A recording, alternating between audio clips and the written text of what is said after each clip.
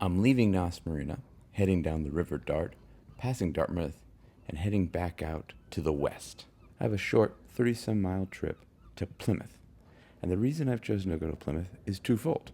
One, it'll be a good place to lay up the boat for the winter, and two, something to do with my ancestors, but we'll get into that whole story later. It was another easy departure as I left near slack water. As I mentioned in the last episode, I'm eager to experiment with ferry gliding, but probably not my first attempt in the middle of the fairway in the marina. Ferry gliding is basically angling your keel in the direction that you wish the boat to go. Then the current will push you, but at the same point you maintain your position using your motor. That makes no sense, but you can Google it. Goodbye, picturesque Dartmouth. What a wonderful place to visit. This perspective gives a good display of how I motor in tight quarters. First, I have the throttle extender pipe, which I've shown in many previous videos. Secondly, my hand is lightly on the helm. Sometimes I'll even turn the autopilot on if it's wide open. And third, I look forward at the chart plotter on the starboard side. If I'm really confused, I will leave the autopilot on and run up to look at the chart plotter.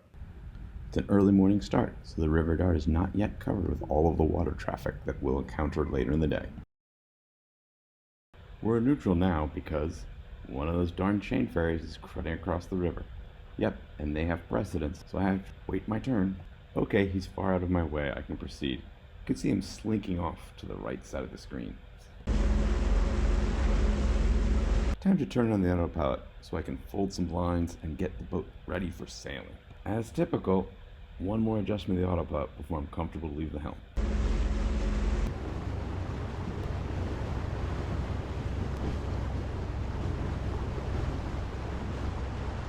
With all the dock lines now properly coiled, it's time to walk the check stay forward on the leeward side of the boat, in case I have to ease the boom out quite a ways.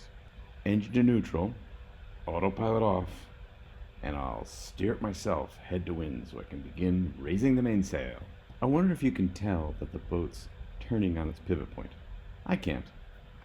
I cast a quick glance up the mast to check the masthead fly to see how far away I am from being head to wind. I have 4 fancy B&G electronic screens to tell me where the wind's coming from, but I use the $20 Windex at the top of the mast. Engine is back in gear. I am now head to wind, so I'm turning the autopilot on. Time to raise the main. Oops, forgot to ease the main sheet before hoisting. If you don't ease the main sheet or the vang, it's going to be very difficult the last couple of feet. I fixed the reef line so the Clue no longer has that bundle of reef line joy. Because the boat is nicely head to wind, and the mainsail cars have so little friction, I can do most of the hoist without the winch. Well, it's back to the helm, autopilot off. Leaving Dartmouth, what a special part of the world. I didn't like the weather, loved the hiking, food was good. I give it a port that if you're in this neck of the woods, you should do for sure. That sounded a little bit of a weak review, so maybe I'll restate. Lovely place. So happy I was able to come here. Okay, coming up next is an area called the Skerries Bank. S-K-E-R-R-E-S. Let's see, find on the monitor. There it is, boom. The Skerries Bank. So I'm scared. We don't have much wind. Just picked up to 7. And the main's filling in. Oh, you know what? I can roll out the Genoa, so I gotta leave you guys. This is the famous start point. But it's not the start point. Oh man, I don't get it. Okay, looking at the chart now, you can see a place called Start Point, which you think maybe the B&G had put in there, but actually it's a name of a bit of land. I think it comes from a word which is closer to sturt, which meant tail in like Old English, like the tail of a dragon or something. And so they used it for this particular Land's End. So it has nothing to do with where I started my voyage. In Florida, that sky would indicate a decent chance for thunderstorms. But in the UK, gray can just last for days with mild weather. The telltales are dancing while I try to stay in the groove. Looks like I could probably sheet an inch or 2 more. The French call the collection of clutches a piano. Looking on the horizon for mermaids or ghost ships. None found, just my tack line. In the era of GPS being accurate to a couple of meters, lighthouses seem unnecessary, but just try and approach at night and you will be relieved to get that beacon guiding you safely home. Mainsail trim looks pretty good, But what's up with that annoying topping lift? I keep forgetting to tighten it up. Yes, I know you can set it at one distance, but I like to keep it up in marinas for better water drainage out of the stack pack.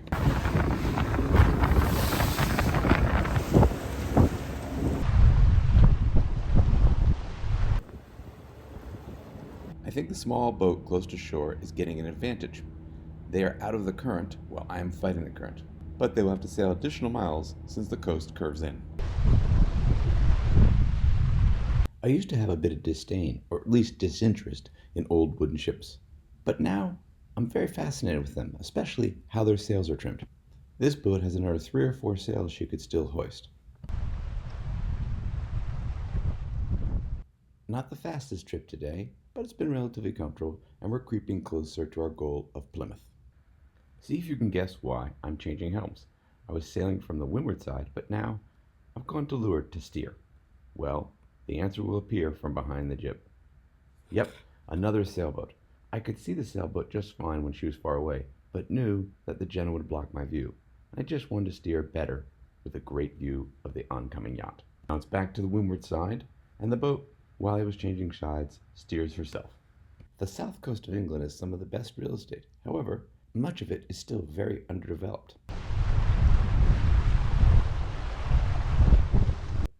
This boat sailed past me while I was motoring to the marina. Later on, she was docked just a few slips away. I felt a bit guilty that I had dropped my sails so early. Well, I finally made it to Plymouth. Sails are down, fenders are out, lines are attached. I seem to be in a very friendly mood today as I'm waving at every passing yacht and working ship. Finally, the warmth of the inshore weather has caught up with me, and off comes the foul weather jacket. I choose to stow the jacket where stow everything, just tossing it down the companionway.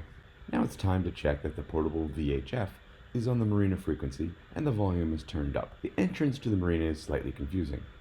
The first 2 fairways are dead ends. You have to go to the 3rd fairway to get to any of the slips that the marina will place me in. I know this by reading the cruising guide and checking the Google Earth images. I've decided this is a wide enough space inside the marina to switch the direction of the boat, to now lead with my stern and have my bow follow. On a boat, it can sometimes be difficult to judge how quickly the boat is rotating. You look at the forestay and see how much of the background is going across it. I've got plenty of rotation here right now because I'm both using the thruster and I have the tiller pointed severely to one side. Once I feel steerage returning to the rudders, I then put the engine in reverse idle and cease using the thruster. I've completed a 90-degree left-hand turn, but I left myself a little close to this moored yacht. I iterate the throttle to go as slow as possible, but not so slow that I get pushed to the left-hand side of the fairway. This is the main fairway. It seems a little tight. Did they always plan to have boats moored here? Finally, I'm reaching the fairway with our slip for the end of the season. And guess who's there? Gail's waiting for me at the end of the pier. We'll stay here for a couple of weeks as we take the sails off and prepare for the winter. Once again, I got a little too bow thruster happy and over-rotated. All went well, but you'll see the stern starts to go too much towards my slipmate, the red boat next to me. I'm addicted to the stern first docking, but there are advantages to bow first. One of the big advantages when leaving, you've got the hardest part of the boat already almost out of the slip. Welcome to Yacht Haven Quay Marina of Plymouth, United Kingdom. I forgot to mention I arrived on a very foggy day, which required radar usage. You can still hear the foghorn in the background. Near our marina is a ferry stop which takes you to downtown Plymouth. We learned bad weather can cancel the ferry. Plymouth Hoe Bowling Club. Not everything translates from British English to American English. Plymouth Cliffside Walk is known as the Hoe. Plymouth is a Navy town. There are plenty of indications of the Admiralty. After a long walk, we had lunch at the old Navy base. Plymouth is still an active ship port, and the turning basin was close by the marina, which offered much amusement.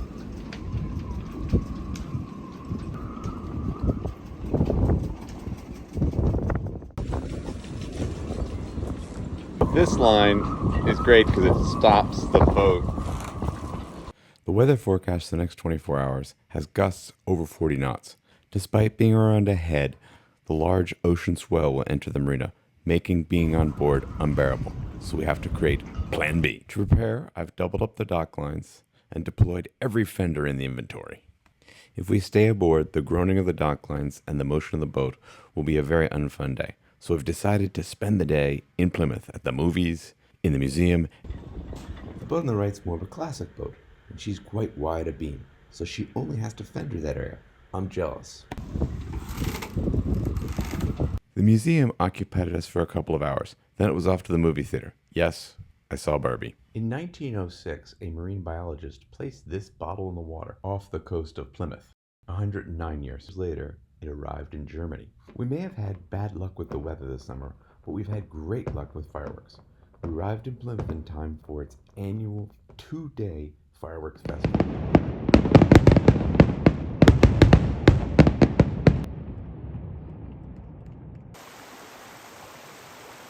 At the beginning of the video, I talked about the reason to come to Plymouth had something to do with my ancestor. Now here's the long version of the story. Okay, this just looks like a ditch with some flowers and ferns, but it was the original water transport system to the town of Plymouth, which Sir Francis Drake made. Sir Francis Drake is well known for circumnavigating the world in 1577, but lesser known, Mayor of Plymouth. If you guessed he was my relative, you're wrong, but there is a connection. The water delivery system made by Sir Francis Drake when he was mayor was not up to snuff and froze, causing the town to not have water one winter. In 1887, John Thomas Bond, my ancestor, was elected mayor of Plymouth. During his tenure, he pushed through the construction of the Borator Dam, which, as the Borator Reservoir, feeds water to Plymouth reliably even till today. I wonder what would be more shocking to him, that his creation of the reservoir would still be operational, or that his descendant, 125 years later, would be flying a drone over his creation. In September 1898, 600 guests were invited to watch the opening ceremonies. Hopefully my relative's speech was not too boring. We did a complete circle around the reservoir and also climbed a couple of the hills. The grass was incredibly green, but that happens when you have rain for 24 hours. The weather turned south and we had to find our way down from this mountain, which actually became a little bit of a challenge as I lost the path. As a reward for our day on the hill, we shared a cream tea at a quaint local pub.